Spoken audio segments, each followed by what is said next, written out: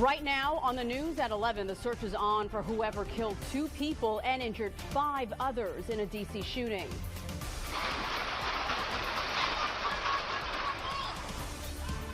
Why people living nearby say it was just a matter of time before something like this happened.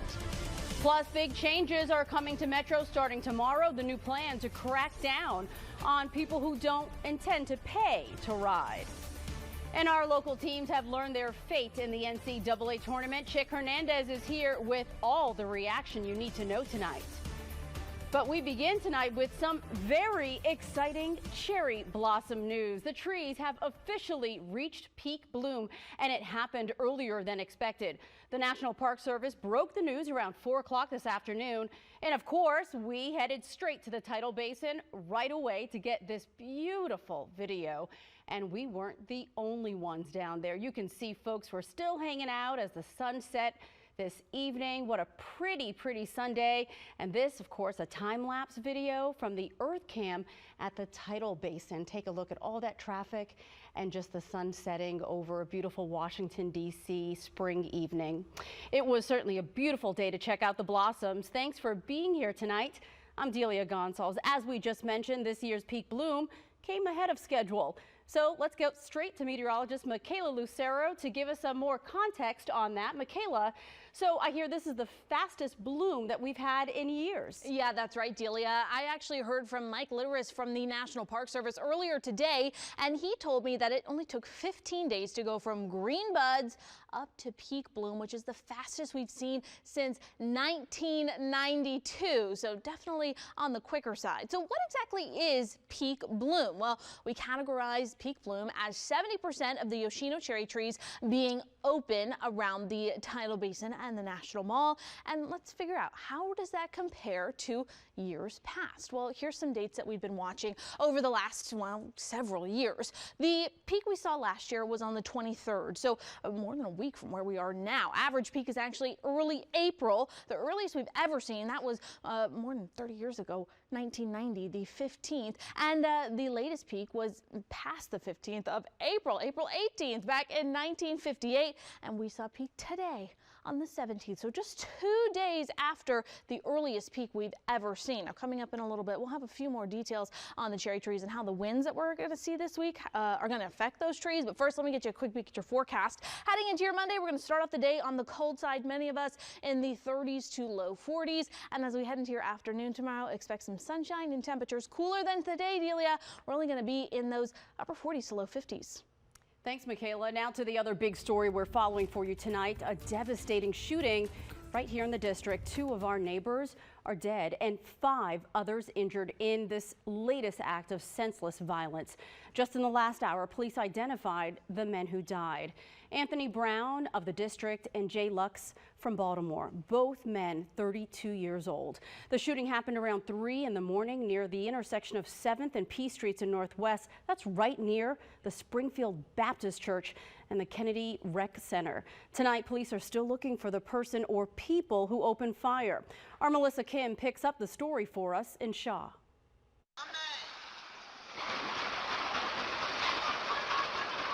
This Ring camera video shows people running after several gunshots were fired at 3:01 in the morning Sunday.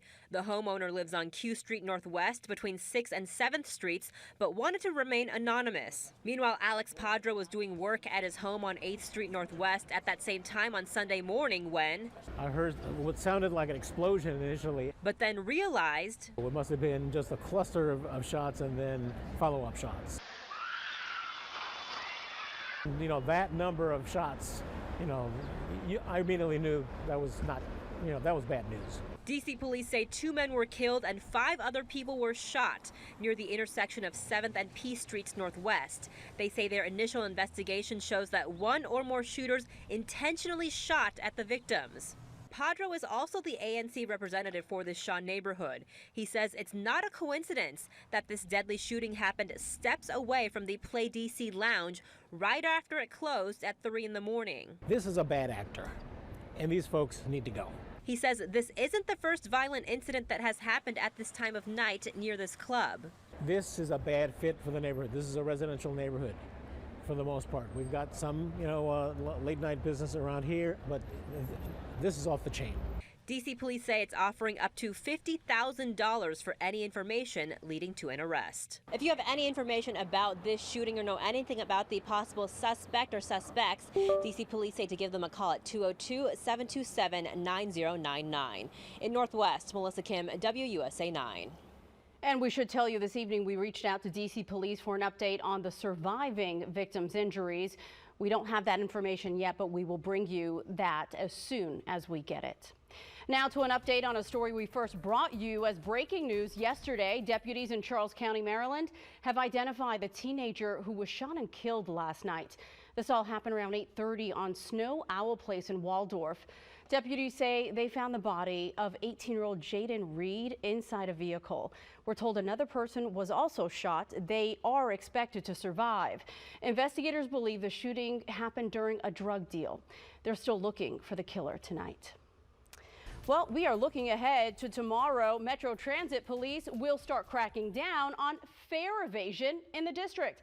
Not only can people be fined for not paying for their ride, but they can also be arrested if they lie to police and give them a fake name or address. Rafael Sanchez Cruz is at the Gallery Chinatown Metro stop to break down how this will impact Metro riders. Rafa, so we understand this move is part of the changes we can expect from Secure DC. That's right, Delia. Secure DC was signed into law just 6 days ago. This is one of the proposals that Mayor Muriel Bowser said we would see immediately. Now, before this law, a Metro Transit police officer could only tell a fare evader to leave the station or to pay the fare. Now, starting tomorrow, they'll be able to issue $100 citations or even arrest a person if they're not willing to cooperate. Metro's taking aim at fare evasion yet again. Starting Monday, anyone in D.C. who's stopped by a Metro Transit police officer for fare evasion will have to provide their ID or name and address so the officer can issue a civil citation of up to $50. But if they refuse to, the fine could double and a person could even be arrested. Metro put out this video this week. Anyone who refuses to provide this information could be subject to a fine of $100 or be arrested. Making sure everyone pays their fare is a vital part of ensuring a safe and efficient system. In Maryland and Virginia, fare evasion citations are already $100. It depends on the circumstances. This writer believes people should pay, but understands some can't afford to. People, they have no job. Some people, they have no work. Councilmember Brooke Pinto, who sponsored the Secure DC bill that made this change a reality, says the biggest misconception about this new policy is how it applies to kids. Metro Transit Police has a policy that they do not enforce fines against kids. Kids ride free in our city. If you're a child in the city, you can have access to a Kids Ride Free card and have all of your rides covered. The new policy adds to other measures the transit system has been implementing to curb fare evasion, an issue that Metro says costs them $40 million a year. The new higher fare gates have decreased fare evasion by more than 70%. The stations that have them, according to the transit system. It is working a little bit. Metro has also increased police patrols, hired special officers, and crisis intervention specialists in an effort to reduce crime. Delia, here outside the Chinatown Gallery Place Metro station, we're seeing another proposal of the Secure DC bill in effect. Now, the signs have been torn down, as you can see, but this was one of 3 areas designated as a drug-free zone. People can expect extra patrolling in this area, and we've seen it here tonight. Now, we're also seeing that this is one of the proposals that's being implemented immediately, but right now the entire Secure DC bill is up for a congressional review that will take an estimated 60 days. So we'll see more changes coming in the upcoming days and weeks. I'm live in Chinatown. Rafael Sanchez Cruz, WUSA 9. Rafael, interesting that sign was ripped off, maybe an indication as to how folks are feeling about those drug-free crime zones. Yeah. But we know they were controversial. We do. Go ahead. Yeah, we do want to say, Delia, that they've been torn down, but this is still in effect until Tuesday. So just because you don't see a sign doesn't mean we won't see the extra patrolling in the area. Absolutely. 5 days that they were in effect. Rafa, thank you so much for that clarification. New at 11, the brackets are set for the NCAA tournament, and we have a few local teams hoping to make a good run this year. Fingers crossed. Chick Hernandez is here with me tonight. Chick, how did things shake out on Selection Sunday? Pretty good for a couple of teams, Delia. So here's how the day started, though, for the Howard Bison. They came out flexing on the X platform. 3 years and counting as DC's finest. They ain't lying, by the way. During that span, more wins than the 4 teams beneath them. Okay, HU. Well, their last win was this right here yesterday. The Bison winning a nail-biter over Delaware State to capture their 2nd straight MEAC title. They lost 82 games to injuries this year. They have one of the great stories in all of college basketball, the 8th-year grad student, number 31, Seth Towns, who has a degree from Harvard, played at Ohio State too, suffered 2 knee injuries and a back injury, all to end in the nation's capital.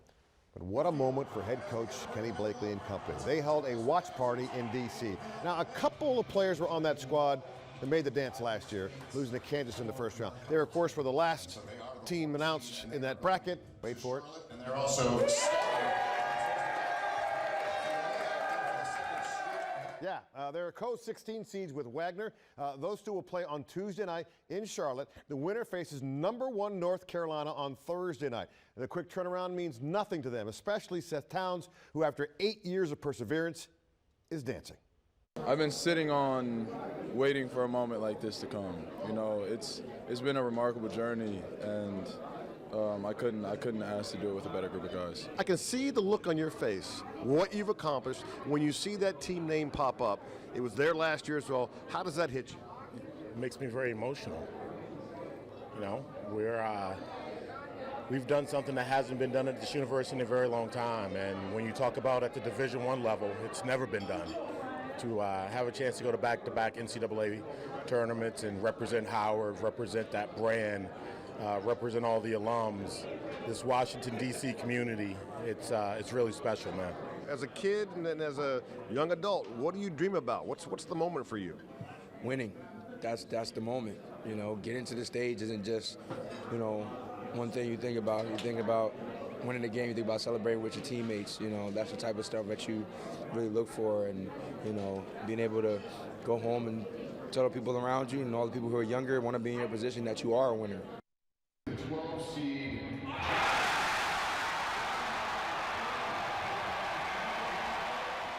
Yep, James Madison, the 12th seed, and they will take on 5 seed Wisconsin from the Big Ten. Dukies were 31-3, won the Sun Belt 6 days ago, so they've known where they're going to be for a while. The tension is over. It's time to play under the Friday night lights. Coming into this, you're always anxious. You don't know where you're going to send, where you're going to go, where you're going to play, type of team.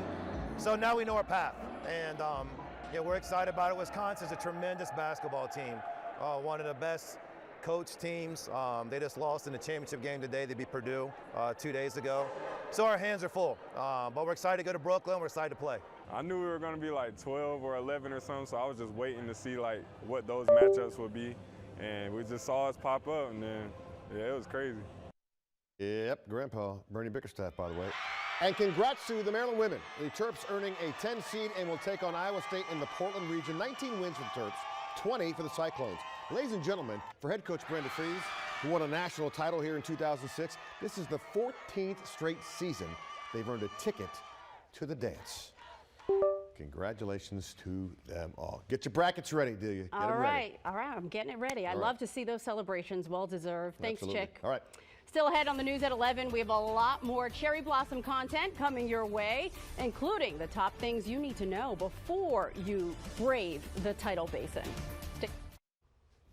So, Michaela, we have a cold morning coming up. I thought we were going to have a graphic, so I was fixing my hair. Sorry. It's okay. You're a real person. It happens. She's just like us.